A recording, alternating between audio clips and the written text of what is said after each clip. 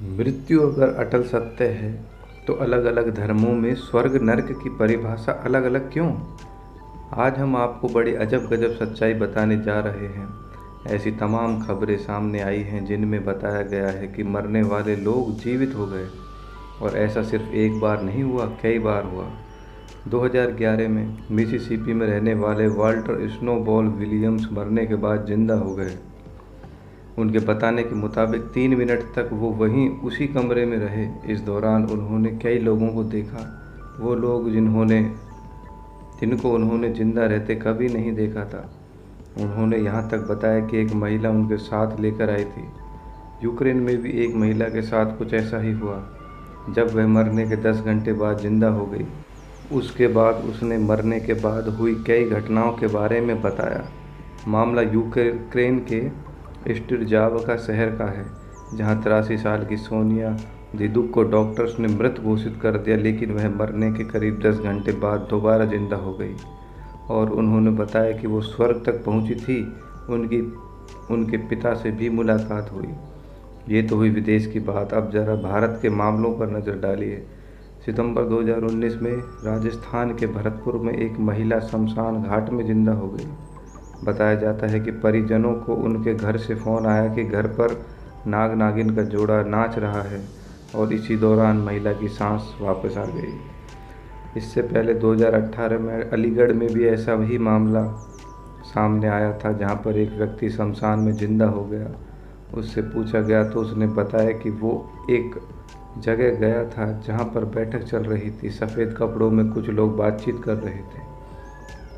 जबलपुर में भी एक ऐसी ही घटना घटित हुई। यहाँ पर एक व्यक्ति मरने के 5 घंटे बाद जिंदा हो गया। उसका नाम रामलाल था। उसने बताया कि यमदूत उसे पकड़कर ले गए थे। उन्होंने पेश किया तो राजा ने कह दिया कि गलत आदमी को लाए हो, इसको वापस लेकर जाओ। इसके बाद उसे वापस भेजा गया। एमपी के सागर में तो पूरे दिन के बाद अवनीश सक्सेना जिंदा हो गया, लेकिन फिर जब उसका इलाज हो रहा था तो वो मर गया। सऊदी अरब में एक मुस्लिम व्यक्ति जनाजे से उठकर खड़ा हो गया और वहां मौजूद इमाम की मौत हो गई। इस दौरान कई मुस्लिमों की भी मौत हुई, जिनका वर्णन मैं नहीं कर पाया। उन्होंने जो बताया वो उनके धर्म की जन्नत के हिसाब से सही था। हम कहते हैं कि ईश्वर परमात्मा एक है, तो क्या जन्नत, स्वर्ग, हेवन सब अलग अलग हैं? और अगर ऐसा नहीं है तो सभी उनके धर्मों के स्थान क्यों दिखाई दिए? क्या धर्मों के हिसाब से जन्नत और जहन्नुम है, या फिर ये लोग कभी मरे ही नहीं थे?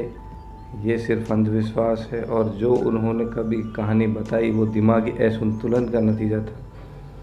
तो 20वीं सेंचुरी की शुरुआत में डंकन मैकडोगल ने 21 ग्राम थ्योरी देकर एक नया डिस्कशन पैदा किया था।